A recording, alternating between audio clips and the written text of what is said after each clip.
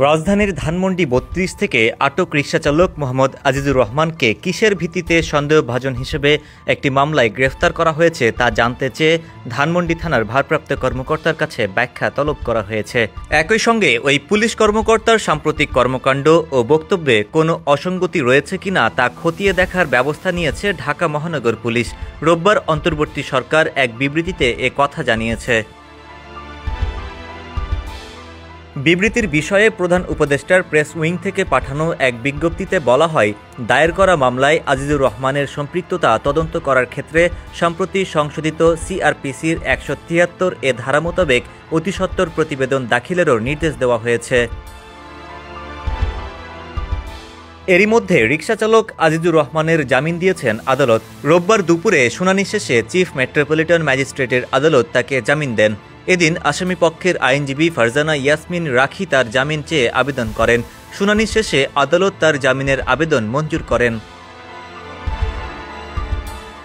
এর আগে শুক্রবার বঙ্গবন্ধু শেখ মুজিবুর রহমানের ৫০তম শাহাদাত বার্ষিকীতে ধানমন্ডির ৩২ নম্বর সড়কে তার বাড়ির সামনে শ্রদ্ধা জানাতে গিয়ে মারধর ও হেনস্থার শিকার হন রিকশাচালক আজিজুর রহমান। পরে তাকে গ্রেফতার করে পুলিশ। শনিবার ঢাকা মেট্রোপলিটন ম্যাজিস্ট্রেট ইসরাত জেনিফার জেরিনের আদালতে তোলা হলে জুলাই আন্দোলনের হত্যাচেষ্টা মামলায় তাকে কারাগারে পাঠানো হয়। এদিন তাকে আদালতে হাজির করে মামলার তদন্ত কর্মকর্তা ধানমন্ডি থানার উপপরিদর্শক মোহাম্মদ তহিদুর রহমান কারাগারে রাখার আবেদন করেন।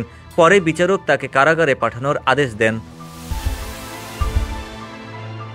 শুক্রবার দুপুর 12:15টায় তিনি রিকশা চালিয়ে ধানমন্ডির ৩২ নম্বরে যান। রিকশাটি রাস্তার পাশে পার্কিং করে ফুল নিয়ে ব্যারিকেডের সামনে দাঁড়ান। ফুলের তোড়ার ওপর কাগজে লেখা ছিল ১৫ই আগস্ট জাতীয় শোক দিবস।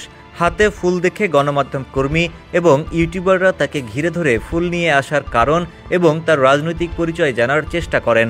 এ সময় তিনি বলেন, বঙ্গবন্ধুকে ভালোবেসে শাহবাগ থেকে ৪০০ টাকায় ফুলের তোড়া কিনে শ্রদ্ধা জানাতে এসেছেন।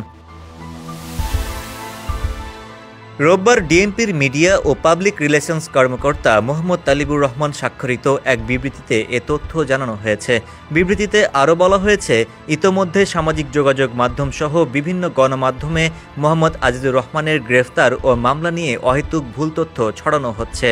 আটক মোহাম্মদ আজিজুর রহমানকে যে মামলায় সন্দেহভাজন হিসেবে আদালতে পাঠানো হয়েছে তা পেনাল কোডের একটি নিয়মিত মামলা, কিন্তু অনেকেই বিষয়টিকে হত্যা মামলা হিসেবে প্রচার করছেন, যা পুরোপুরি মিথ্যা ও উদ্দেশ্যমূলক।